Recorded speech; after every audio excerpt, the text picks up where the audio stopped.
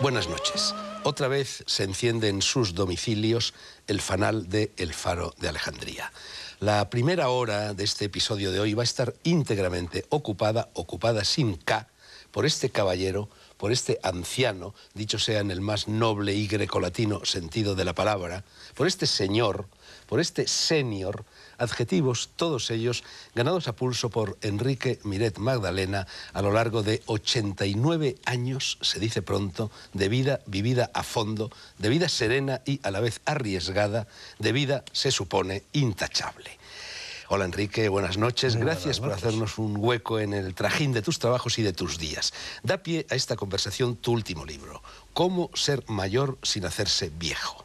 Juguemos, espasa calpe, juguemos un poco para empezar, si te parece, con las palabras. Es curioso, Enrique, a mí que friso ya en la ancianidad, ando cerca de los 67 años, me molesta más lo de mayor que lo de viejo. Yo, puesto a escribir un libro como este, lo habría titulado Cómo llegar a viejo sin ser mayor o algo así. Sabater dice en su último libro, que acaba de salir, mira por dónde, autobiografía razonada, que cuando de niño le preguntaban qué quería ser de mayor, él contestaba, pequeño.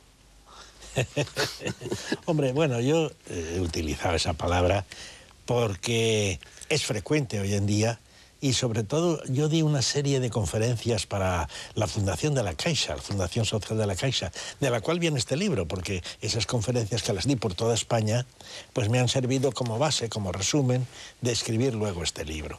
Y ahí realmente es curioso que ellos tenían como norma siempre hablar de el mayor.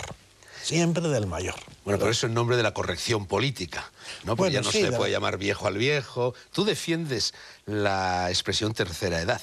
En cambio, a mí, Enrique, me parece abominable. Es un eufemismo. ¿Por qué no llamamos a las cosas por su nombre? No, existe. Y mira, y hay mucha gente que no le molesta tanto la palabra viejo, ¿eh? Que no le molesta tanto. Y yo creo que tienen razón, porque claro, todo es relativo. O sea, las palabras tienen sentidos relativos, ¿eh? No son sentidos definidos claramente, sino que depende de cómo las uses.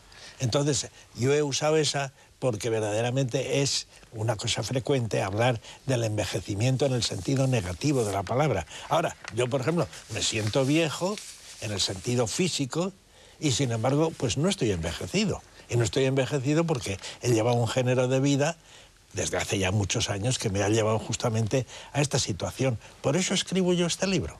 Si no, no lo hubiera escrito, claro. Bueno, tú hablas también en el libro, ya que acaba de salir a relucir lo físico, bueno, pues de ese deterioro físico que la vejez nos aporta. ¿Tú en qué has notado sobre todo el deterioro físico? Bueno, yo he notado sobre todo el deterioro físico, voy a decirte, no es lo que piensa la gente, sino que, desde luego, en mis movimientos, ¿verdad?, soy un poco más lento, un poquito más, yo diría, a veces vacilante, que no sé si es físico o mental esta idea, pero a mí es lo que yo noto un poquito más. Bueno, tú dices que se pierde el sentido del equilibrio un poco, sí, un poquito se pierde. Ahí lo digo yo, sí, porque yo he estudiado muchos libros de psiquiatras dedicados a la gerontología, precisamente, y ahí es donde verdaderamente he visto confirmado una cosa que yo siento y que yo me acuerdo que hablando con Laín Entralgo, que era muy amigo mío, pues cuando él era algo mayor que yo, desde luego, pues él me decía esto mismo, que él estaba notando ya un poquito más de vacilación, ¿verdad?, en sus gestos o en su andar o en su cosa, a pesar de que él era un hombre que se ejercitaba andando. Y yo lo mismo, ¿eh? Yo ando todo lo que puedo y sobre todo practico yoga. Del yoga y de la meditación y del zen hablaremos más adelante.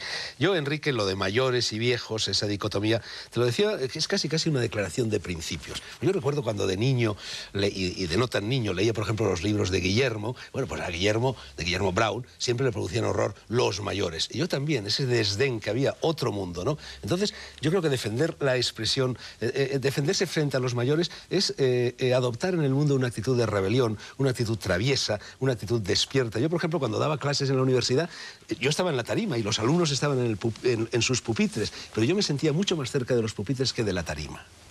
Sí, hombre, yo creo que yo también he dado clases, y yo generalmente daba clases evitando estar en esta tarima elevada, ¿verdad?, sino andando un poquito con los alumnos, entre la gente, ¿no? Que yo creo que es muy importante esto, no perder el contacto con la realidad, no perder el contacto con la gente, no perder el contacto con los jóvenes, sino verdaderamente, oye, pues vivir de una manera, yo diría, normal. Estamos Y este es un consejo que se da y que yo lo repito aquí en el libro, que de nosotros tenemos que procurar la intergeneracionalidad.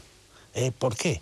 Pues porque verdaderamente yo he visto en la práctica personas ya, llamémoslo viejas, mayores, ancianas o como tú quieras, que en algún centro cultural daban clase o tenían reuniones ellos solos y realmente no era beneficioso. Y en cambio, cuando a alguien se le ocurrió hacer estas reuniones con gente más joven, pues me contaba una de ellas que llevaba un año en este tipo de reuniones y que se encontraba completamente rejuvenecida, que vivía de otra manera, que tenía ya otra manera de pensar y de sentir incluso, ¿no? Esto me parece que es importante que no lo olvidemos, ¿eh? Y a los jóvenes yo diría que también esto les vendría bien. ¿Y por qué les vendría bien? Porque nosotros tenemos la memoria histórica, la experiencia, ¿no? Y entonces podemos transmitirla para evitar que ellos tengan que estar inventando lo que ya está inventado. ¿Tú crees que los puestos de responsabilidad del mundo deberían estar ocupados por ancianos en la medida en que el anciano es más sabio, es más sereno, es más reflexivo, es menos impulsivo? Es decir, posibles virtudes de la gerontocracia. Bueno, fíjate, yo en esto haría esta excepción o no sé cómo decir, mi postura un poco más compleja, ¿eh? Yo creo que los mayores tienen que transmitir la experiencia a los más jóvenes, pero luego los más jóvenes son los que tienen que estar en los puestos de mando.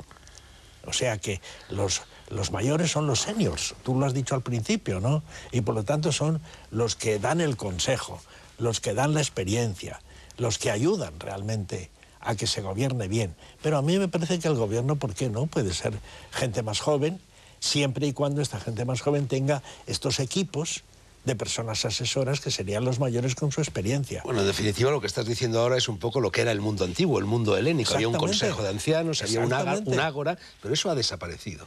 Desgraciadamente, a mi modo de ver, ¿eh?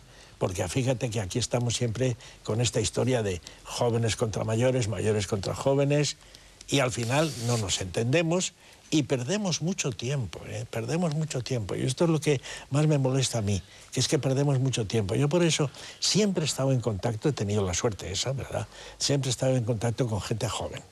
¿Por qué? Pues porque he dado clases, porque me he preocupado de estudiar los problemas de la juventud y me siento a gusto con los jóvenes, ¿no? Y por eso yo diría que yo no estoy en esa postura, ¿verdad?, de enfrentamiento jóvenes mayores, sino que estoy en otra postura completamente distinta que me ha venido muy bien a mí, que me ha venido muy bien a mí. ¿Tú crees, Enrique, que creer en Dios ayuda a envejecer? Bueno, vamos a ver. Esta pregunta que tú me haces te la voy a contestar de esta manera un poco complicada, ¿eh? ¿En qué Dios? Porque este es el problema. Por ejemplo, en el Dios en el que tú crees. Es que tú el no Dios sabes... de la Biblia, el Dios de los cristianos. Cuida. Yo, por ejemplo, en el único Dios que creo, verdaderamente es en el Dios que no se puede definir. Y que es algo que está en la vida de las personas que tienden a más y mejor. O sea que es una cosa dinámica que hay en el fondo de todas las realidades y que es la que mueve la evolución hacia algo más positivo, aunque no siempre se consigue, por supuesto, y a mí me parece que eso es de lo que hablamos cuando decimos Dios. Ahora, ¿me dices tú que lo defina? No puedo definirlo. Yo soy todavía partidario de dos cristianos que no se les hace ningún caso a pesar de ser los grandes mentores del cristianismo, que eran San Agustín y Santo Tomás. Y decían que de Dios no podemos saber lo que es, sino solo lo que no es. Bueno, pues voy a tomarlo en serio esto. Bueno,